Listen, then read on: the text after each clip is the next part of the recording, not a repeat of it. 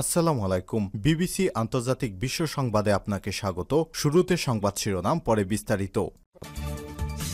বাংলাদেশের সর্বশেষ গুরুত্বপূর্ণ আপডেট সংবাদে আপনাকে স্বাগত। শুরুতেই সংবাদ শিরোনাম, পরে বিস্তারিত।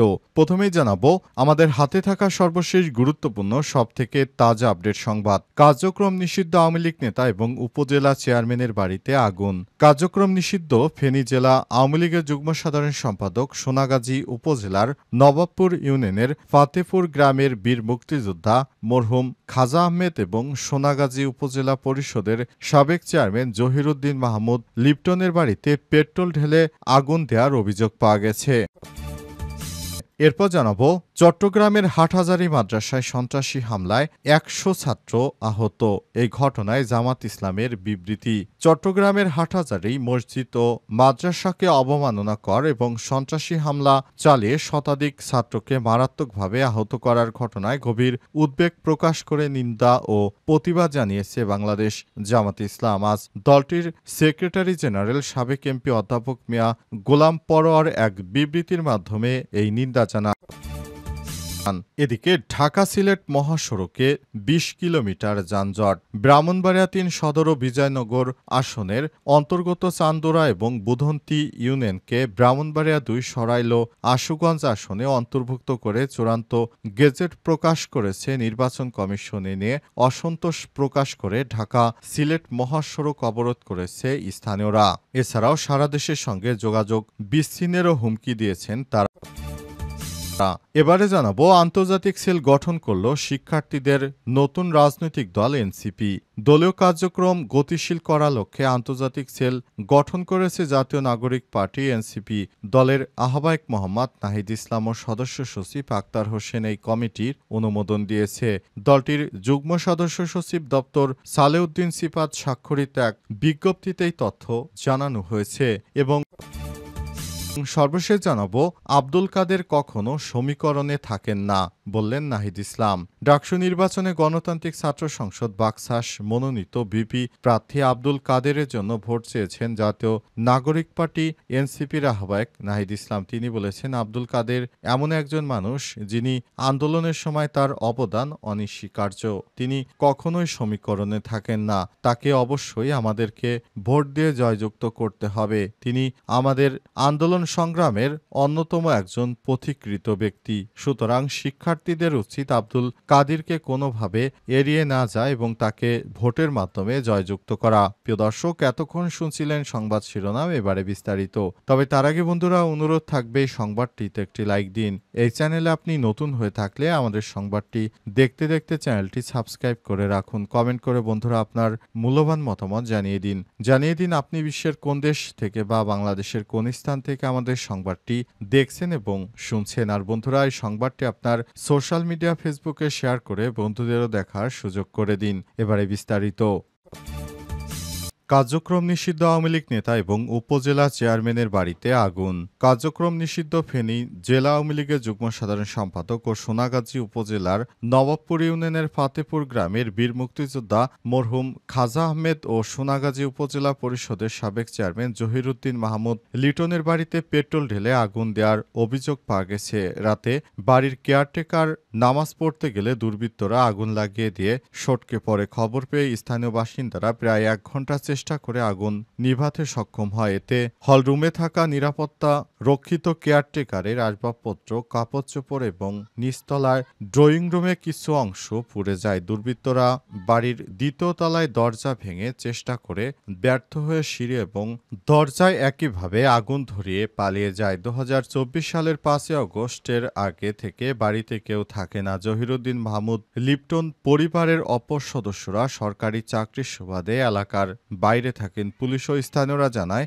রাতে বীর মুক্তিযোদ্ধা মরহুম খাজা আহমেদের বাড়িতে অগ্নিসংযোগের ঘটনা ঘটে।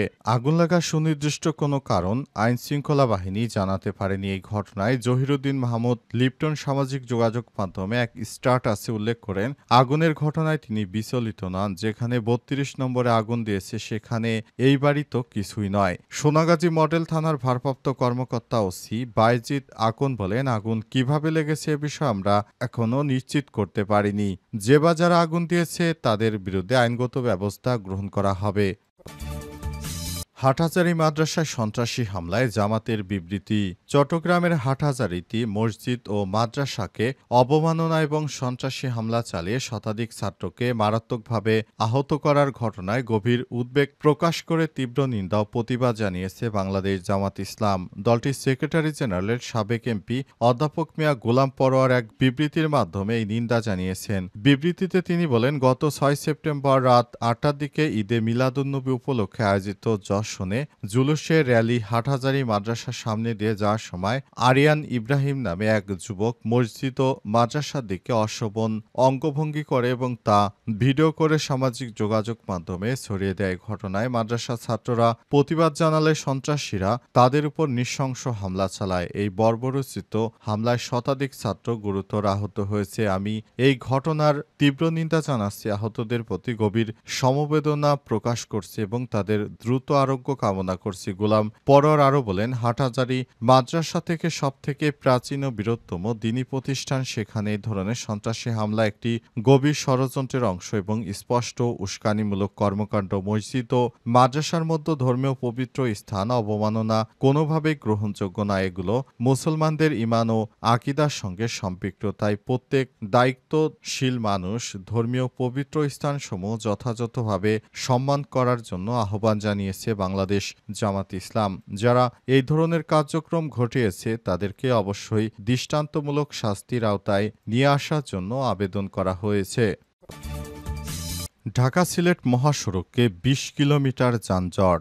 ব্রাহ্মণবাড়িয়া ৩ সদর ও বিজয়নগর আসনের অন্তর্গত চান্দুরা এবং বুধন্তি ইউনিয়নকে ব্রাহ্মণবাড়িয়া ২ সরাইল আশুগঞ্জ আসনের অন্তর্ভুক্ত করে চূড়ান্ত গেজেট প্রকাশ করেছে নির্বাচন কমিশন। এ নিয়ে অসন্তোষ প্রকাশ করে তারা ঢাকা সিলেট মহাসড়ক অবরোধ করে বিক্ষোভ শুরু করেছেন। এ অবস্থায় পুরো এলাকায় যান চলাচল বন্ধ হয়ে গেছে।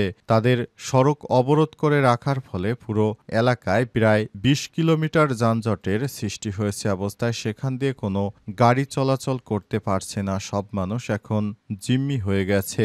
বিশেষ করে নির্বাচন কমিশন ইসি বিভিন্ন জায়গায় আসন বিন্যাস করার জন্য নানাভাবে কাজ করছে। এজন্য ফরিদপুর, বাগেরহাট, ফেনী সহ বাংলাদেশের বিভিন্ন জায়গায় মানুষজন সড়ক অবরোধ করে বিক্ষোভ কর্মসূচি পালন করছে। তারা আগের মতোই তাদের আসন রাখার জন্য নানাবিধ কর্মসূচি পালন করছে। কিন্তু নির্বাচন কমিশন ইসির গাফিলতিতে এসব আন্দোলন হচ্ছে এমনটাই মনে করছে নেটিজেনরা। তারা জানিয়েছে, নির্বাচন কমিশন ইসির সচিবদের এ বিষয়টি অবশ্যই আরও দায়িত্বশীলতার পরিচয় দেওয়া উচিত ছিল। কিছু কিছু জায়গায় দেখা গিয়েছে পূর্বের যে থানার সঙ্গে ইউনিয়নগুলো যুক্ত ছিল সেসব ইউনিয়ন অন্য যে থানার সঙ্গে এখন যুক্ত করা হয়েছে সেগুলো দূরত্ব অনেক বেশি। এজন্য সাধারণ মানুষজনের সেখানে যাতায়াত সহ বিভিন্নভাবে তারা অসুবিধায় পড়বে। তারপরও নির্বাচন কমিশন এই ধরনের কাজ করার কারণে সাধারণ মানুষজন সড়ক অবরোধ করতে বাধ্য হয়েছে।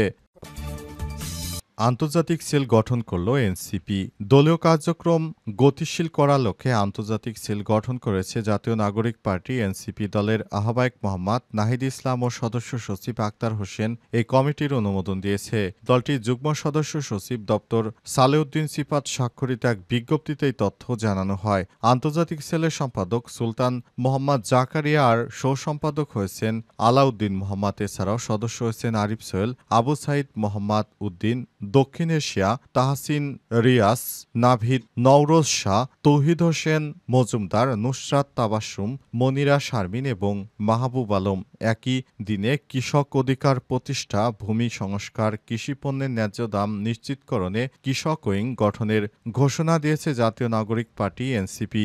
এনসিপির মুখ্য সমন্বয়ক নাসির উদ্দিন পাটোয়ারির অনুমোদনক্রমে কৃষক উইংয়ের প্রস্তুতি কমিটি ঘোষণা করা হয়। এতে প্রধান সমন্বয়কারী করা হয়েছে আজাদ খান ভাসানীকে। যুগ্ম সমন্বয়কারী হিসেবে দায়িত্ব পালন করছেন সাইদ উজ্জ্বল ও হাফসা জাহান। এছাড়াও সদস্য হিসেবে আছেন কৃষিবিদ গোলাম মোর্তজা সেলিম, মোহাম্মদ নাজমুল হাসান সোহাগ, নাফিউল ইসলাম, ফিহাদুর রহমান দিবস, মোহাম্মদ মাসুদ রানা, মোহাম্মদ মাসুমুল হাসান রাজীব ও মোহাম্মদ মাহফিদুল ইসলাম মাহি পলাশ।